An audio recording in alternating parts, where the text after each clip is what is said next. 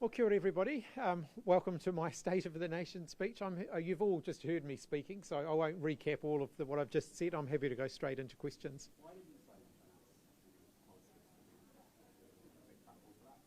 I've restated what are our priority areas: jobs, health, homes, re-election on the cost of living. It's really important that when we make promises in those areas, we know we can deliver on them. There's still a lot that can happen in the next 6 months. The government's got a whole nother budget to deliver. The economy's in a fairly fragile state at the moment, and I don't want to make promises that I then have to change. You spend a lot of time talking about how we need to become a renewable energy superpower. Is Labor planning on bringing something similar to the last election around solar panels, around subsidising those for households? Solar does need to be part of New Zealand's future, and that includes at an individual household level. If you look at what Australia has done around the rollout of solar panels and the rollout of batteries, it's made a huge difference in Australia, and it can make a big difference here in New Zealand. So people can expect to see more policy from us in that area. Is it going to be a little bit bigger than last time? I think you were offering 2,000 for a battery, 2,000 off solar panels. Do you think it's something more substantial? You just have to wait and for the detail on that, but yes, there will be a plan from us around how we can really ramp up the rollout of solar in New Zealand. It can be a big part of saving households money. Solar certainly delivers cheaper electricity for households. Well, we'll set out our energy policy in due course, but would we be giving subsidies to fossil fuel companies to go exploring for more gas? No, we wouldn't. Would we be spending potentially billions of dollars on an LNG import facility? No, we wouldn't. You said no new charges. You'll impose your own government. So does that mean no new charges? I didn't say no new charges. I said that we'll be running an affordability lens over every decision that we take. It means we won't add new charges onto people. That's right, and certainly no avoidable new charges.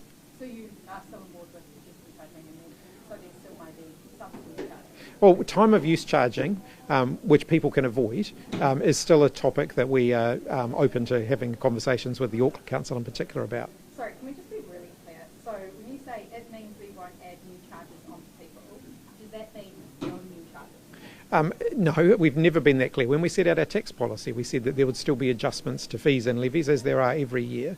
And issues around time of use charging for transport is one of the ways that we can actually deal with significant pressure for infrastructure investment. We always hear more about parties that you will rule out. Closer to the election. And would a minority government be stable, as you mentioned?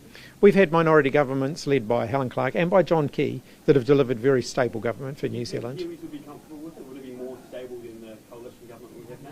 Well, I think most New Zealanders will look back and see that the governments led by Helen Clark and John Key were very stable governments, and they were minority governments. I think it's a hard road for you. Is the minority government credible? Is it a credible possibility with the two major parties polling in Australia? As I've indicated, we have had minority government for the better part of 18 years, led by Helen Clark and by John Key, and it did deliver stable government. There is no absolute requirement for majority coalition governments. We have one at the moment, and that's not exactly delivering stable government. How are you've gotten really hard on cost of living, okay? So previously you had 7.2% inflation during previous governments. How are voters going to trust you that you're going to be any different this time? What are the policies that are going to make sure you rein in that cost, as you're promising? We'll be looking very closely at administered inflation, so that's the contribution to inflation that the government does have some ability to influence. If you look at things like council rates, the government are actually driving up council rates by withdrawing investment from local councils. So local councils then have to hike up the rates in order to fill the void that's being left by government not investing in infrastructure. So they're cutting rates as well. And that's leaving councils in a ridiculous position where they have less funding overall at a time when the government's telling them we've got an infrastructure crisis. So we want to be credible in what we promise. So administered inflation is your target? Well, administered inflation is one of those areas. Things like free doctors' visits will make a difference to people. It'll actually help us save money in the health system because we won't be treating people with avoidable illness. We'll be able to prevent that from happening in the first place. Is that because administered inflation is the only thing that you can possibly control? No, there are areas where government can make a difference. I've singled out energy prices as an area where we think government can make a difference. Healthcare costs are an area where government can make a difference. As Minister of Education, I introduced a policy around reducing the cost of sending your kids to school, which made a difference for New Zealand households. There are areas where government can make a difference. You said there's more decisions for Aucklanders around Auckland Council. Can you elaborate on that? So when the Auckland Council was established, it was with a view to allowing Aucklanders to have more direct say over the things that affect Auckland. The government then tied the Auckland Council up in knots so that it basically couldn't make a lot of the decisions that were originally envisaged. I think there's an opportunity to work with the Auckland Council, a much more of a partnership model between central and local government, so that more of those issues are decided here in Auckland. Is there any idea of what those changes could look like? Have you been chatting with Wayne today about that? Oh, it's been an ongoing conversation with Wayne. It'd be fair to say he has some very strong views on that matter. But the regional and city deal, which they're currently talking about with the central government, I don't know the details of what's in that. But we are very open to that as an approach for to move forward on. Because if Auckland Council have a bigger say over things like transport priorities, for example, then potentially we'll get more stability, a longer term focus on improving transport.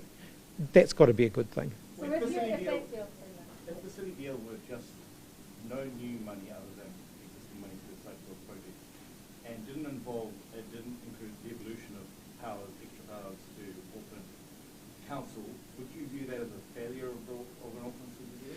A city deal's got to represent a genuine partnership. In other countries, UK for example, where that has been successful, it's basically said, what do we jointly want to achieve? What are the sorts of things that we need to fund? How are we going to fund them? And it sets that out in a deal. I think that's what we need here in Auckland. So how would you see that working with something like the additional harbour crossing, which is obviously like a central government project, but just if that almost every Aucklander. So how would you prove that? And do you see that as working? I think central and local government, so government and the Auckland Council, need to get on the same page around second harbour crossing for Auckland. Auckland is going to need a second harbour crossing, and I think both sides agree with that. There is a lot of discussion around where it should go, how much it should cost, what the approach to that should be, and how we should pay for that. And I think we do need to make sure we've got the council and the government on the same page. Do you still want to pursue the light rail tunnelling? We haven't set out our position on light rail. Will Auckland need light rail in the future? Yes, Auckland's going to need mass rapid transit. Is it something that's going to be delivered in 3 or 6 or even 9 years? No, it isn't. And I think the commitment we made last time around, particularly the time frame for delivering a project of that scale, was totally unrealistic, and I'm not going to get into that again. I want a long-term plan of work around Auckland's infrastructure that the central government buys into, that the local council buys into, that gives people certainty around what's going to happen over a long period of time. A lot of the work has already happened. They've done geotechnical work in the harbour, and so if the government comes out and says what the plan will be, will you commit to continuing that plan, or will you tweak it? I'm not going to unnecessarily stop progress. What they come up with is credible, it's deliverable, it's affordable, then we're more likely to go ahead with it. So that's really the challenge for them. They need to come up with something that's credible, that's deliverable, and that's affordable. Are they talking to you about it? There have been some limited conversations about it. In your speech, you mentioned there's very little policy around AI currently. What guidelines would you like to see? Is that something we can expect from Labour? There are some good examples that we've been looking at around the world around how you prepare people for a world in which AI causes significant disruption, particularly to jobs. Countries like Ireland, Singapore, others across Europe are further ahead in supporting people whose jobs are going to be affected to retrain, to identify the areas where there are future employment opportunities for them. And so, again, that's an area of significant policy development for us that you can expect to see more as we head towards the election. Peter says you just delivered one of the most boring State of the Nation speeches in recorded history. He said you've got no new policy and no new plan. What would you say to that? Winston Peters seems to think the way you make speeches interesting is by offending people and by inflaming racial tension. That's not something that I'm buying into. Are you inflating the number of Kiwis that are leaving school? No. How many? Well, if you look at stats, it's about 2,000. The official stats over the last year, it's about 2,000 people a week. And how does that compare to when you guys were in charge? It's higher, but I mean it's been at record highs over the last year. How do you expect New Māori to contribute to Labour's campaign of growing the future in New Zealand made for us and by us? there's real opportunities for the central government to partner with Māori across the country around building a shared future for New Zealand. I'm really excited to hear iwi across the country talking about their desire to invest in New Zealand's future as well. The Māori economy is a big and growing part of our overall economy in New Zealand, and I think we need to embrace that. I think that working together, we can really do some exciting things. In your speech, Candidates, a few people have thrown their hats in the ring recently. Does Labour plan on announcing any new Māori candidates for There are going to be new candidates standing in a number of the Māori electorates for Labour. I'm really excited by the calibre of people who have been putting their names forward for those seats. We've got some active contests happening at the moment in some of the Māori seats for the Labour nomination. That's a sign, I think, that people are really keen to get into it, really keen to run vigorous campaigns to win back the 7 Māori electorates. That's definitely a goal of our campaign this year.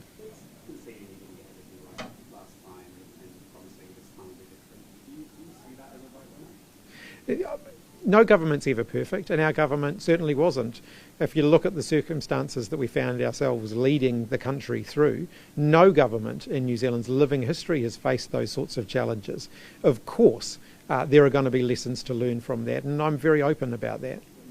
The main approach that parties around the world use against government is still on bars and concerning you can't comment what's happened overseas, but there have been examples of governments using that strategy, getting it, and then down the run. We want to be really upfront with New Zealanders about the sort of changes that we think the country needs, whilst also being very realistic about what we can actually deliver on. A lot of the changes facing New Zealand are things that we're going to have to change over the medium to longer term. They're not going to be things that we can turn around immediately, but we can do things to support people in the meantime. You emphasise keeping these promises. Will you look to introduce, I guess, some targets like the current government has, and I guess releasing, I don't know, maybe weekly or monthly updates? Well, if you look at the quarterly plans, I mean, I think Christopher Luxon's quarterly plans have become slightly absurd. When he's got in quarterly plans, the reversal of things that were in his previous quarterly plans, it suggests that it's become an exercise in managerialism rather than actually setting the direction for the country. I think we've got to focus on making sure that we've got a long-term plan for New Zealand. That's something this government doesn't have. You're not going to turn their country around in quarterly increments. You've little or like no mention at all of foreign policy in your state nation. I guess how would a Labour government, I guess, better navigate us through these geopolitical times? We need to be proudly independent and principled in our approach to foreign policy. That means speaking up when it's in New Zealand's best interests to do that. It means being consistent and predictable on the world stage. It doesn't mean pulling your punches when New Zealand's interests are being threatened, or where other countries are doing things that New Zealand should be critical of. If we are consistent in our approach to foreign policy, no one should be surprised by that. And ultimately, New Zealand standing on the world stage will, be positively received as a result. If the LNG terminal was already locked in by the time you were elected, would you keep the gas tax? That's a hypothetical question. Should we be placing an extra tax on every New Zealand household right now? No, we shouldn't. If the current government lock New Zealand into an expensive contract that we can't get out, sorry, I'll start that again if I can. If the current government lock New Zealand into an expensive contract to import LNG that we can't get out of, that would be very irresponsible. So you just talked about minority government and your thoughts about that. You said a lot this late last year and this year that Labour this year will set out who you could work with and who you couldn't. Is that we will get a bit more of an idea of perhaps who you could formally work with and who you could maybe work with and confidence and supply? Yeah, we'll set that out closer to the election. Do we want to have a government that's focused on all of the distracting things that this government's been focused on? No. I want to focus on the things that are actually going to make life better for New Zealanders. The Treaty Principles Bill does not fit into that category. Even the distraction of making English an official language of New Zealand, it is going to do nothing to improve the lives of New Zealanders. It is not going to help with the cost of living. It is not going to help people get jobs. It is not going to help with even things like social cohesion. I want to avoid all of that noise and focus on the things that will actually matter to New Zealand. You say you didn't want or wouldn't allow a toll on the Harbour Bridge. What's another way you would fund this? Oh, thank you. Sorry, do you want to run that one past me again? You said you wouldn't allow a toll on the Harbour Bridge. What's another way that you fund it? We've got big challenges as a country around how we fund our infrastructure, including all of our roads, and that's going to go through quite a significant change in the next little while as more cars become electric and therefore move from fuel tax to road user charges. All of these things are going to change the way we fund our roading infrastructure. And we shouldn't just consider one project at a time. We need a more coherent plan around how we're going to fund the roads that we need as a country. But I would also say that what National are promising people is completely unrealistic. They have no credible plan to pay for their roads of national significance. The Infrastructure Commission have highlighted that. We highlighted that before the last election, that they were signing us up to tens of billions of dollars worth of roads with no idea how to pay for them. Well, it's New Zealand's biggest infrastructure project, the additional harbour crossing. So how would we pay for it from the town? At this point, we don't even know what it is that we'd be paying for, what the harbour crossing would be, where it would go, how much it would cost, what time frame it would be delivered on. In your last, under the previous state government, we had some kind of broad estimates of 15 billion to 30 billion, I think, for a harbour crossing. So how is that possible to pay for all of it? As I said, those are tolling. A new road is something that Labor has been open to previously. Tolling an existing road is something that we've been opposed to. So tolling of $9 on the new harbour bridge would be a possibility? I think, again, that's all hypothetical in the future. Is a $9 toll realistic? If you look around the world at other road tolls, that seems to be right at the upper end, and whether anyone would drive on it would be a pretty significant question. Would you consider making it cheaper? Oh, look, those are. We don't even know at this point where an alternative harbour crossing will go, how much it will cost, when it would be delivered by, what the demand for it would be. These are all things that we need to see evidence on before we can make those sorts of calls. Genesis did a $400 million capital raise and announced it today, and government said they'll step up. Is this the kind of thing that you are supportive of, and would you be supportive of other Gentiles doing it? And if so, how does this affect your budgeting? Gentiles can often. I might defer to Barbara, but before I do that, Genesis Energy have also just announced record profits, and now they are asking the New Zealand public through the government to contribute more to build new generation. The real question is, why are Genesis making such huge profits by not investing in new generation? And the government have no answer to that. Yeah. Ultimately, just have heard of it this morning as well. I've just seen some media reporting around what the Minister of Finance is going to do. Obviously, the government believes that they have the money available in order to pay for that $200 million in order to keep that 51%. I think New Zealanders would expect that a Labor government would keep that 51%. So I want to see where Nicola Willis is going to actually fund this and how she's going to fund it. I think they've left earlier they made a kind of open-ended almost promise that they made an open-ended promise that if the Gentiles needed money for a capital raise, that they would be there to do it. Would you make a similar pledge? Would you believe that the Gentiles should be looking to their own balance sheet? They should look into their own balance sheet as well. So potentially debt or something like that? Well, again, you've got to look at the other side. Kiwis at the moment, for the last 2 years, we've had power prices almost 20% in the last 2 years. So inflation and power prices. So I think for Kiwis, you've got to look at the fairness argument for them. They've got high energy prices. You've got a company that's getting quite a big profit, and then they're also looking for a capital raise. I think you've got to keep that social licence in order, particularly for our power companies. So for me, the major concern is, what is the impact going to be on the final consumer? What is the affordability for them for their power prices? But ultimately, whether we need to support the backing of more generation, yes we do, but whether Genesis should be able to look into their own pockets first rather than shareholder dividends, I think that should be a first port of call before they look to the taxpayer. Yeah.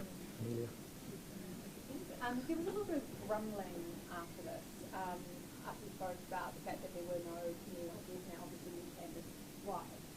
But what is the point of doing State of the Nation so early in the year, before you've released the media policies and really sort of paint the full vision of the government you would lead? Well, the State of the Nation really is about reflecting on where we're at now, what the challenges are that face the country, and the direction that we can go in as a country. And that's what I've endeavoured to set out today.